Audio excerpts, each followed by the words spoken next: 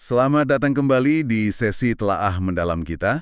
Hari ini kita akan bahas satu perasaan yang mungkin akrab banget ya buat Anda yang lagi berjuang, lagi bertumbuh. Rasa sepi. Sumber kita kali ini dari YouTube, videonya Natalie Dawson. Dia cerita perjalanannya dari merasa tersesat sampai jadi pengusaha sukses. Cukup inspiratif. Jadi kita mau coba pahami nih, kenapa sih rasa sepi ini kok sering muncul pas kita lagi maju gitu? Dan gimana cara ngadepinnya tanpa kehilangan arah? Kita gali ya alasan dan strateginya. Yuk kita mulai. Oke, yang pertama nih, yang langsung menarik buat saya, itu gagasan kalau kesepian itu kayak semacam biaya pertumbuhan. Di video disebut, 58% orang dewasa di AS itu merasa kesepian tiap minggu. Wow. Natalie sendiri cerita gimana dulu temennya malah ngetawain ide bisnisnya. Karena dia udah berubah, udah lebih cepat majunya, ini yang disebut pace gap, kesenjangan kecepatan gitu ya. Kedengarannya agak perih ya, kayak ditinggal atau meninggalkan. Iya, betul sekali. Pace gap ini munculnya ya pas itu. Pas kecepatan tumbuh kita entah finansial, profesional, atau pribadi, itu jadi lebih cepat dari orang sekitar. Memang bisa bikin terisolasi sih, tapi videonya ngasih perspektif menarik. Mungkin memang perlu ada semacam jarak sementara dari hubungan yang udah nggak sejalan lagi. Gitu. Ini bukan nyalain ya, tapi lebih ke kesadaran aja kalau, oke, kita udah beda jalur nih untuk saat ini. Oke. Jadi karena beda kecepatan ya. Terus ada lagi nih, beban yang terasa lebih berat kalau kita ambil risiko lebih gede. Ada studi dari Universitas San Francisco disebutin, pendiri startup itu 2 kali lipat lebih mungkin depresi. Ini karena pace gap. Jadi pertaruhannya lebih tinggi dan orang lain sering nggak paham gitu ya. Gimana tuh? Nah, state gap ini bikin jarak emosional ya kan? Coba bayangin aja, Anda taruhannya gede banget buat ide Anda, tapi orang terdekat mungkin lihatnya, ngapain sih? Gitu.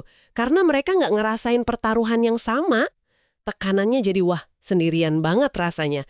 Makanya penting banget buat kita benar-benar miliki pilihan berisiko itu. Mikirnya, oke, ini pilihan gue. Dan ya itu tadi, cari support system yang relevan, kayak komunitas sesama pengusaha atau mentor. Orang yang ngerti medan perangnya lah. Iya. Support system yang paham konteks risikonya ya, bukan cuma teman curhat biasa. Terus gimana kalau udah di posisi punya kuasa? Ada power gap katanya. Makin tinggi posisi, makin susah buat terbuka, misalnya ke tim sendiri. Ini dilema juga ya? Banget. Dilema nyata itu. Mau cerita semua masalah ke tim, ya gimana ya, bisa dianggap nggak profesional. Bisa bikin moral turun juga. Makanya videonya ngajak kita mikir, sebenarnya tujuan kita curhat itu apa sih? Mau cari solusi? Atau cuma mau numpahin unek-unek aja? Kalau cuma numpahin doang, mungkin lebih baik diolah sendiri dulu, refleksi. Atau cari orang luar kayak coach yang bisa bantu selesaikan masalahnya, bukan cuma dengerin. Jadi ini bukan mendem ya, tapi lebih ke mandiri secara strategis. Wah, cara pandang yang beda ya. Dari curhat ke problem solving. Ini nyambung juga nih kayaknya ke poin soal ekspektasi dalam hubungan. Kan kesepian bisa muncul kalau kita salah naruh harapan ke orang ya. Contoh di video itu jelas sih.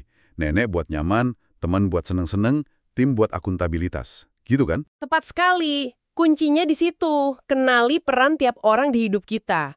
Bukan berarti membatasi, tapi lebih ke menghargai kontribusi unik masing-masing aja. Jadi kita nggak maksain peran yang nggak pas.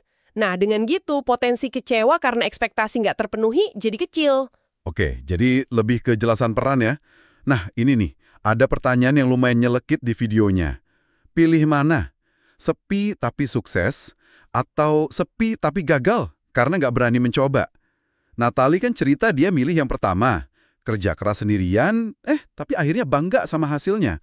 Malah narik orang-orang yang dia kagumi. Iya, perspektifnya kuat banget sih itu.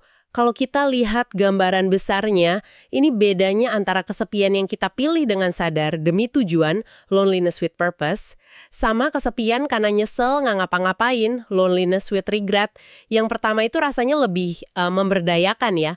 Fokus bangun diri dan tujuan itu seringnya malah jadi magnet buat hubungan baru yang lebih oke nantinya. Aneh ya, tapi sering gitu. Bener juga. Dan terakhir nih, fondasinya, mungkin klise, tapi ya ampun, penting banget. jadi sahabat terbaik buat diri sendiri.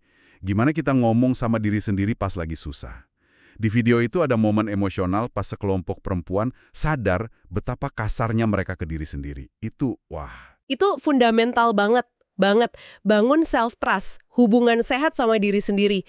Jujur, nepatin janji ke diri sendiri, dukung diri sendiri. Itu ngasih kepuasan yang nggak bisa digantiin sama validasi luar sepenuhnya. Nah, ini yang bikin kita kuat pas lagi ngerasa sendirian banget dalam perjuangan. Kalau kita udah bisa nyaman sama diri sendiri, menikmati waktu sendiri, kesendirian itu jadi pilihan, bukan kondisi menyakitkan yang harus ditahan. Jadi kalau kita rangkum buat Anda nih ya, kesepian pas lagi bertumbuh itu emang kompleks. Bisa karena beda kecepatan tadi, pace gap, atau beda resiko, stake gap, bisa juga dinamika kekuasaan, power gap, atau yaitu ekspektasi yang keliru. Tapi intinya bukan di kesepiannya itu sendiri, tapi gimana respon kita. Betul, dan ini mungkin ninggalin satu pertanyaan ya buat Anda renungkan. Kalau kesepian itu seringnya efek samping dari pertumbuhan dan ekspektasi. Gimana caranya Anda bisa secara proaktif gitu merancang kesendirian yang bertujuan? Maksudnya waktu buat refleksi, fokus, bangun diri. Jadi bukan cuma pasrah nahan kesepian yang nggak enak itu di langkah Anda selanjutnya. Gimana ya? Terima kasih banyak sudah menyimak telaah mendalam kita kali ini. Semoga obrolan ini ngasih perspektif baru ya buat perjalanan unik Anda masing-masing.